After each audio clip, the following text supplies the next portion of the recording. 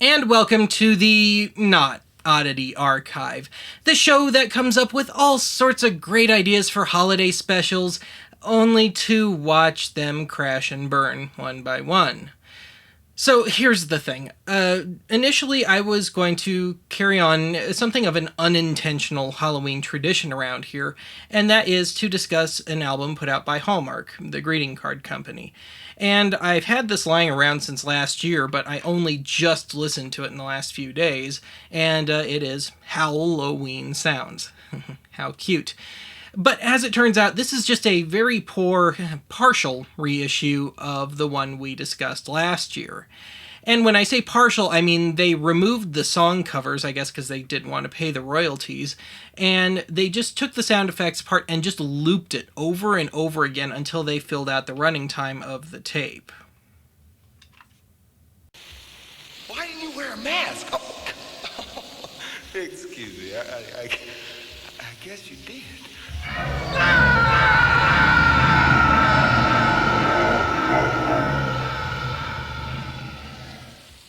Why didn't you wear a mask? Oh. Excuse me, I guess you did.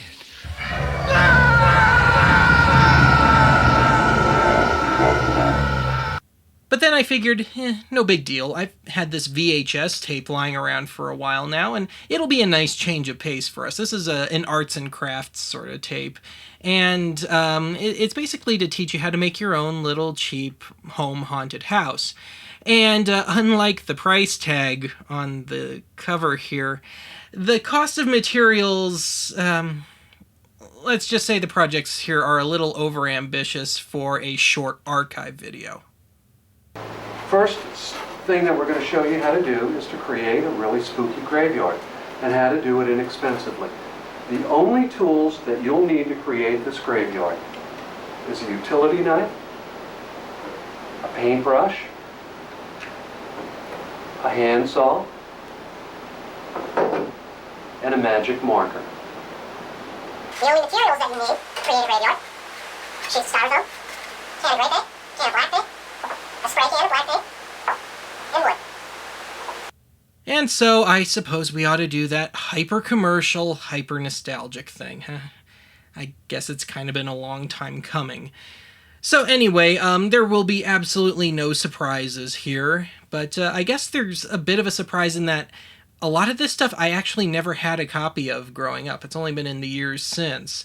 And so, case in point, you're probably going to be kind of shocked to learn that I never had this one growing up, but it's The Great Pumpkin. Charlie Brown was never a part of my collection.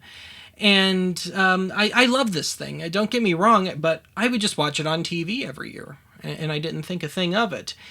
Now, the year that this particular issue came out on DVD, I picked it up, and it also happened to be the year that my dishwasher went kaboom, with a fair chunk of my collection on the floor beneath it, just beneath the dishwasher and beneath the plumbing. This caught the brunt of it.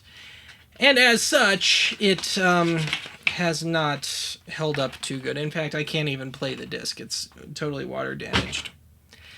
Lovely. Anyway, this next one should be one that is not too surprising that I have, but surprising that I didn't have growing up. And that is, in case the box wasn't a hint, Garfield's Halloween Adventure. And this is, of course, the VHS. And again, like Great Pumpkin, it was just because I watched it on TV every year. That was the main reason I didn't have it. I mean, had I wanted it, I probably could have badgered my parents into it or something, but, it just didn't happen. And somewhere down the line, of course, CBS stopped rerunning this every year, I guess because they thought it wasn't a ratings winner anymore. And so I went and picked this up. The DVD had not come out yet, but speaking of the DVD, I happen to have that just conveniently.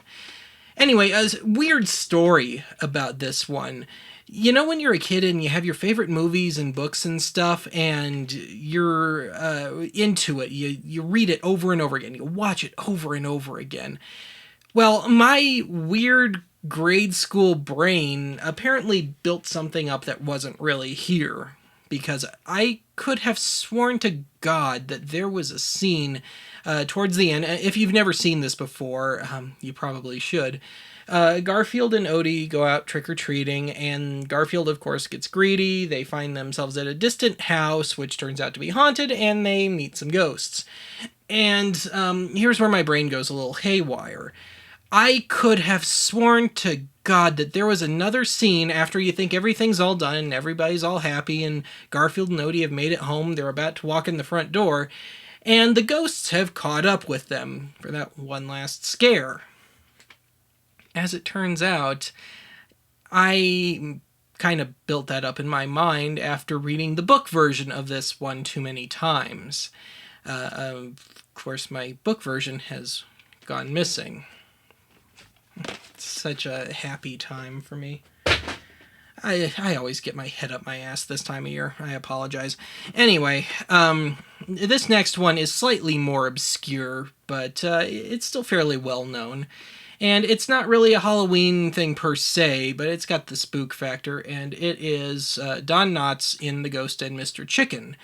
And I don't remember where I first saw this or when, but I picked this up on video when it came out. And according to the back, that was 1996. Of course, the movie's a lot older, but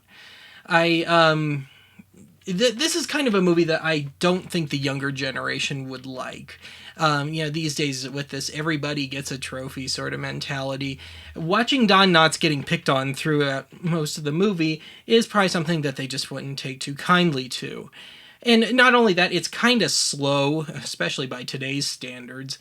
And there just aren't a whole lot of warm, fuzzy feelings to go around. Of course, it is a family movie, so in the end, the bad guys get theirs, or as the kids would say, the haters. Anyway, this is not my original copy. I sold that years ago to finance an album I was trying to make. And this was before this came out on DVD, so I was able to make a few bucks off of it. But I picked this up at a thrift store just a few years ago. And, that's it. That's all I got. But there is one thing that continues to elude me, and that is, when I was a little kid, I used to have this trick-or-treat pail from McDonald's, and actually, Ed, if you could run that pertinent part of that commercial. What do you put in your McDonald's Halloween pumpkins? Spookty and McBoo, matey. Carrots and McGoblin. Golden McPumpkin, partner. Now you can collect one of 3 different pumpkins with the purchase of every McDonald's Halloween Pumpkin Happy Meal. What you put in them is up to you.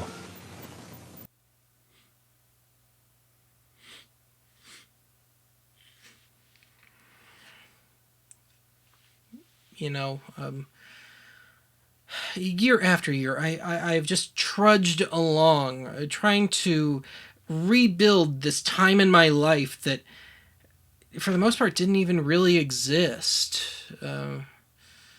Really, I've dumped thousands of dollars into all sorts of obsolete technology and media and all the crap that I couldn't have growing up, but I guess I just really wanted my old trick-or-treat pail back. I don't know why.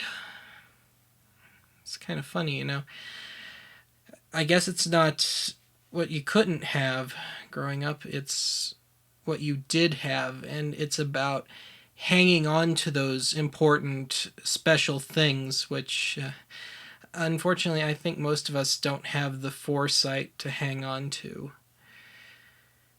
I think I've just discovered the meaning of nostalgia. I think I may have just unintentionally unraveled an entire cottage industry. I think I've just made myself redundant. Wait, where am I going? Wait, where am I going? Damn it, Ben, you and your stupid overanalysis! Damn it, Ben, you're such a freaking idiot.